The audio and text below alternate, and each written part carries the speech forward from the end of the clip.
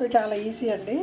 నేను ఎక్కువ పని ఉన్నప్పుడు పిల్లలు వచ్చినప్పుడు ఎక్కువ చేస్తూ ఉంటా. దుంపలు ఏరుకుని తింటారు.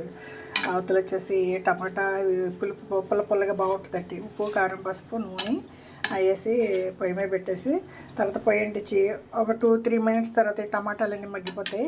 అప్పుడు ఒక గ్లాస్ నీళ్ళు పోసుకొని కొంచెం దగ్గరికి వచ్చాక కొత్తిమీర వేసుకుంటే దోసకాయ టమాటా పులుసు అండి. నేను లో ఫ్లేమ్ పెట్టి వేరే పనులని మా మనవరాలు బర్త్డే మా మ్యారేజ్ డే ఒకే రోజు. మాకు మ్యారేజ్ డే సెలబ్రేట్ చేసుకోవడం అంత అలవాటు ఎప్పుడు లేదండి. మా మనవరాలు ఏమైనా పుట్టినరోజు అంటే కేకులు వేసుకుని ఇక్కడికి వచ్చేస్తారు, అందరూ కలుసుకుంటాం, హ్యాపీగా ఇక్కడ ఫోన్ చేస్తారు, నైట్ ఎవరెళ్ళ కాళ్ళు వెళ్ళిపోతారు. రేపు సండే కదా ఉంటే ఉంటారేమో. ఇంకా ఇదండి, కొంచెం ఇల్లు డెకరేట్ చేసుకుంటే నైట్ ఏదో కేక్ కట్ చేస్తానంటుంది పిల్లలు. సరదా అండి. చిన్న అమ్మాయి, మనోడు, పెద్ద అమ్మాయి, 2 పిల్లలు వచ్చారు. నైట్ వాళ్ళ నాన్న వాళ్ళు వస్తారేమో. మనకి ఎప్పుడు బిజీ అండి. ఏదైనా సాయంత్రం గుడికి వెళ్దాం అనుకున్నాం, మధ్యాహ్నం ఫోన్ చేసి ఇక్కడికి వస్తున్నా అన్నారు. సరే అండి, వాళ్ళకన్నా సంతోషం మనకేముందండి.